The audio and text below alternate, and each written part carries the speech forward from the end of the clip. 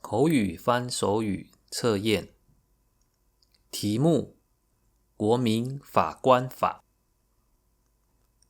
国立中正大学犯罪研究中心公布调查，有将近80%的民众不相信法院能够公正的审判。许多法律专家建议可以学习美国的陪审团制度，让人民有机会参与法院的审判。台湾也持续讨论调整法院的制度，希望能提升人民对法院的信任度。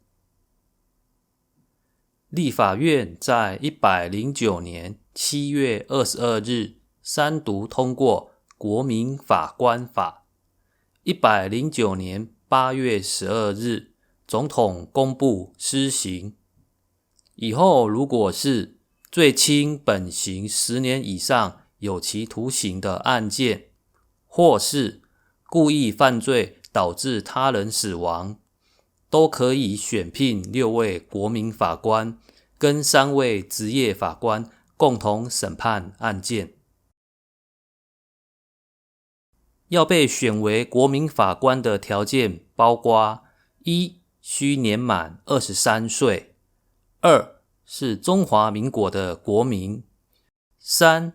在法院辖区居住4个月以上。但是如果自己有犯罪，智能不足，是律师、法官、警察或政府官员，或是没有念到高中毕业等等，都不能被选为国民法官。国民法官跟美国的陪审团有什么差别呢？首先，台湾的国民法官是跟职业法官共同审理案件，以投票的方式共同决定是否有罪。只要2/3以上认为有罪，法院就判决有罪。美国的陪审团呢，必须每一个陪审员都一致认为有罪，法官才能判有罪。第二，有罪的被告应该关多久，也是由国民法官跟法官共同决定。美国的陪审团只能决定是否有罪，应该要关多久，全部是由法官来决定。